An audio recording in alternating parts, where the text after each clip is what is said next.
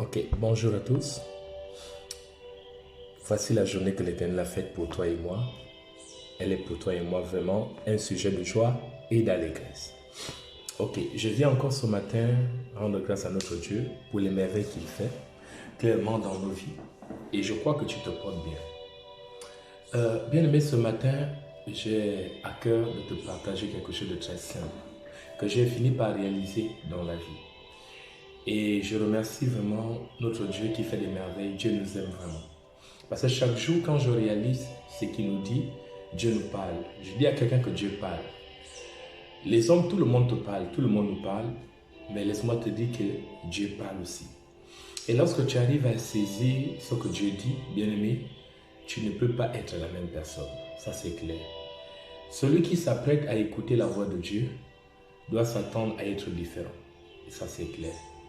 Et j'ai l'habitude de rappeler aux gens que l'obéissance à la parole de Dieu, à la voix de Dieu, est une folie pour les hommes. Donc il faut t'attendre à être incompris du monde. Il faut t'attendre à ne pas être comme tout le monde lorsque tu fais le choix d'écouter la voix de Dieu. Pourquoi? Parce que ce que tu choisis est puissant. Oui, vous savez, je parcours la Bible de Genèse à Apocalypse. Vraiment, c'est merveilleux. Je vais encourager quelqu'un à plonger ses regards dans la parole de Dieu. C'est très merveilleux parce que l'existence même de notre vie se trouve là. Le sens même, la sagesse même.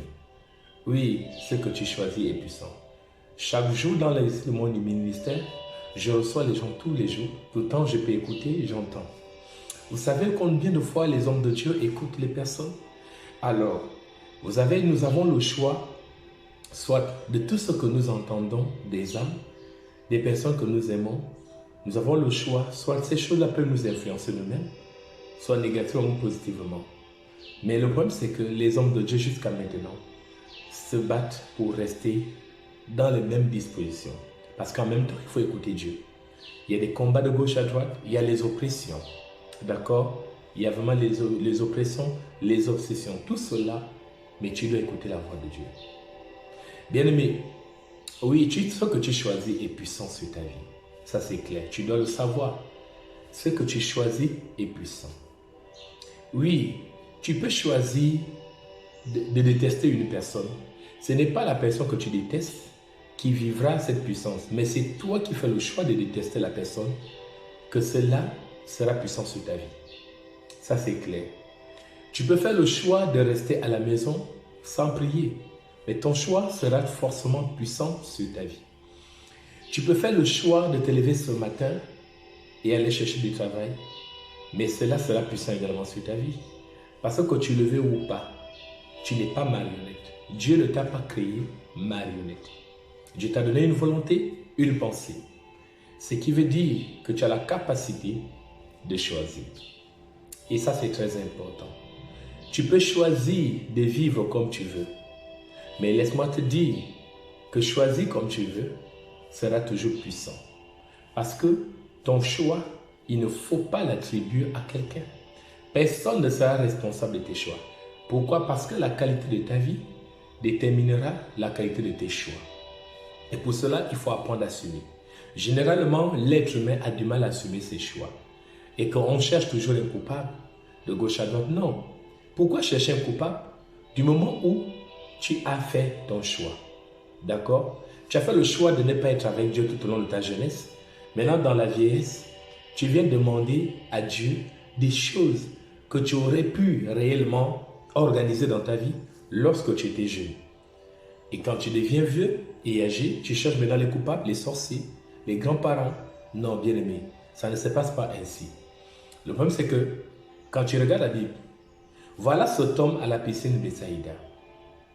Bien-aimé, il était là, à la piscine de Bethsaïda.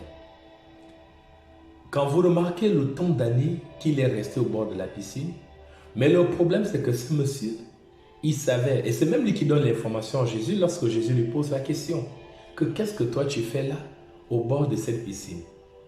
Et il donne même l'information à Jésus, que je suis ici.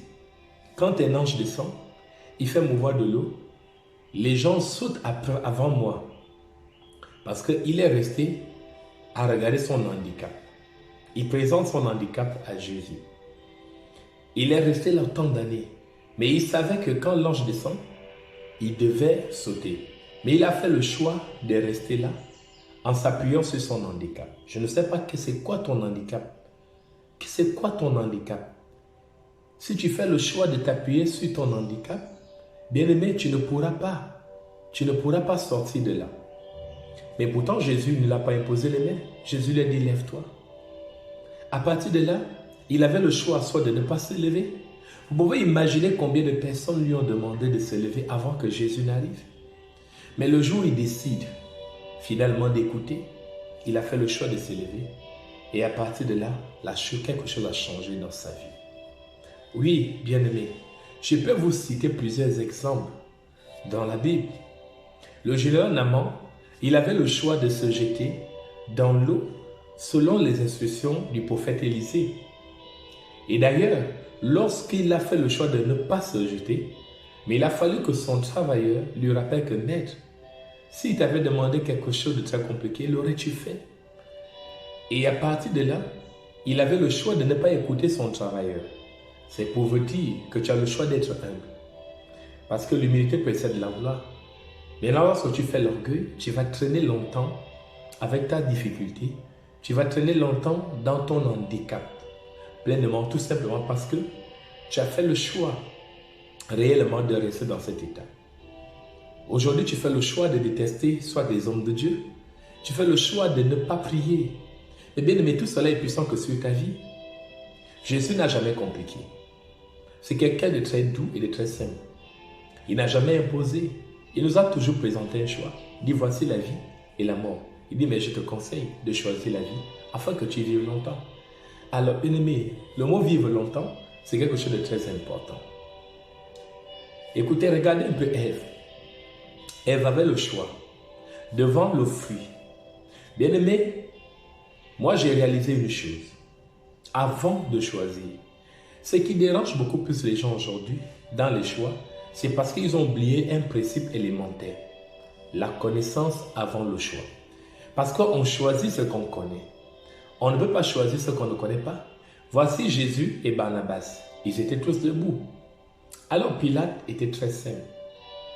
Et la parole de Dieu nous dit, Barnabas était un brigand. Tout le monde le savait.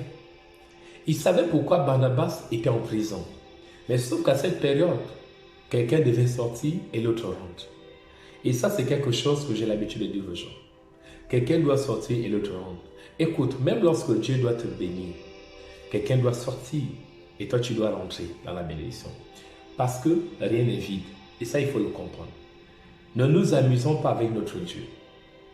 N'oublions pas, je viens rappeler aux gens qu'écoute, pour que Dieu te fasse du bien, est-ce que tu sais que quelqu'un doit se déplacer pour que toi tu t'installes?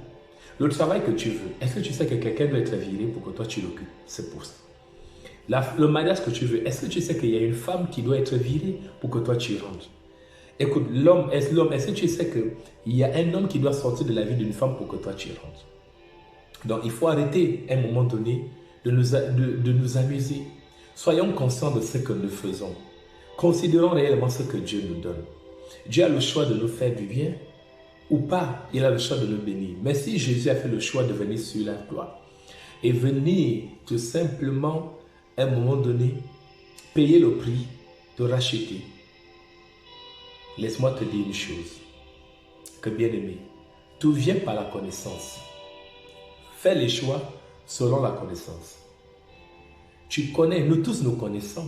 Nous sommes dans la dimension de la connaissance puisque nous avons mangé le fruit de la connaissance du bien et du mal. Vous savez, le diable à un moment donné n'a pas menti à Ève. Moi, je l'ai réalisé. Parce que Dieu dit à Ève que si vous mangez, vous mourrez.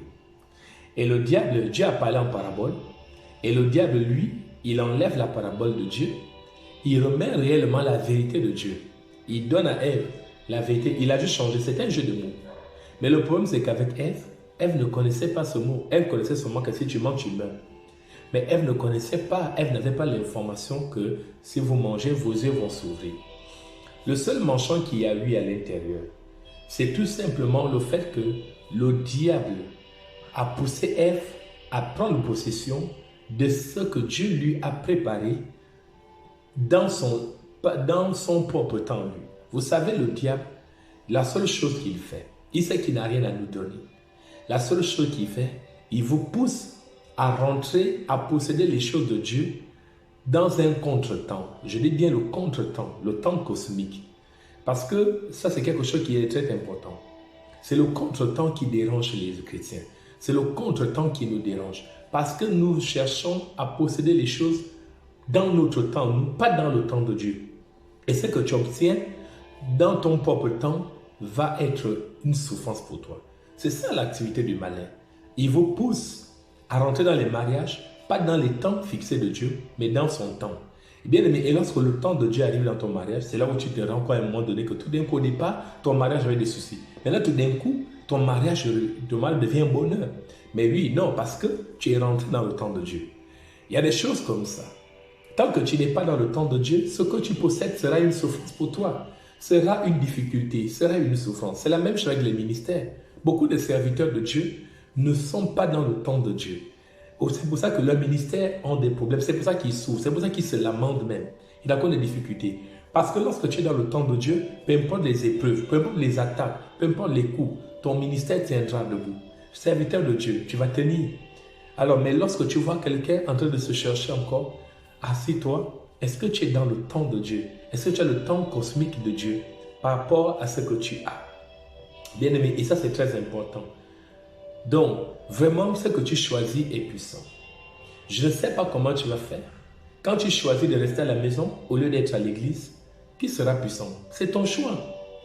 Ton choix sera puissant. Et quand tu fais le choix d'aller à l'église, dans la présence de Dieu, alors sa présence de Dieu sera puissante. Si tu fais le choix d'être dans les mauvaises paroles, ces paroles seront puissantes dans ta vie. Ta situation dépend de toi. C'est à toi de choisir d'être malade. C'est à toi de choisir de rester malade. C'est à toi de choisir de rester dans cet handicap que tu as. N'accuse personne. Tu as le choix. Et que le diable ne se rendrait jamais coupable de toi. Parce que même s'il te pousse, il va te dire, mais tu avais le choix d'accepter ou pas. Parce que Dieu sait qu'il t'a donné une conscience. Dieu sait qu'il t'a donné un cœur. Alors bien aimé, je vais t'encourager ce matin. Tu as le choix de devenir ce que tu veux. Ça c'est clair, mais ton choix sera puissant. Ça ne sert à rien d'envier ton frère. Ça ne sert à rien parce que tu seras le résultat de tes choix. Et c'est pour ça que nous sommes actuellement en train d'aborder cette pensée au ministère Chrétien Impact. Le peuple gabonais, nous sommes le résultat de nos choix. Ça c'est clair. Ça c'est très important. Mais ce qui est bien, nous vous encourageons à choisir ce qui est bien. Mais pour faire le bon choix, il faut avoir la connaissance. Il faut choisir ce que tu connais. Choisis ce que tu connais. Ne choisis pas ce que tu ne connais pas. Tu as choisi un homme. Cet homme est puissant. Ça ne sert à rien de venir dire après que je ne savais pas que tu étais comme ça. Tu as choisi une femme. Oui, tu vis tes choix. Bien-aimé, quand il est question de choix, il n'y a pas d'envoûtement. Ça, c'est clair. Parce que moi, j'ai l'habitude de dire que l'envoûtement n'est pas éternel. Mais le problème, c'est que c'est à toi de choisir ce que tu écoutes. C'est à toi de choisir ce que tu manges. La même façon, tu choisis tes habits. La même façon, tu choisis de te lever ou de dormir. Bien aimé, le plus important, c'est que ce que tu choisis est puissant. Donc, mais ce que je sais, c'est que Pilate était clair. Qui doit être relâché dans ta vie? Choisis toi-même. Et là, je pourrai observer ta vie, tout simplement, et je saurai ce que tu as choisi. Si tu choisis de me détester, tu choisis de détester ta soeur, cela sera puissant sur ta propre vie. Alors choisis l'amour. L'amour fait du bien. Si tu choisis la haine fait mal. Alors bien-aimé, voici la pensée que j'avais pour toi ce matin. Réellement. Et je sais que cette exhortation, ça va te faire du bien. D'accord? Alors encourage quelqu'un. Je sais que tu feras le bon choix. Retourne à l'église. Retourne vraiment à l'église. Retourne dans la présence de Dieu. Ça fait du bien. Mais n'oublie pas, avec Dieu, respecte son temps cosmique. Ne te laisse plus faire des choix qui ne sont pas du temps de Dieu. C'est quelque chose de très important. Merci à toi qui m'as écouté. Alors, que Dieu te bénisse.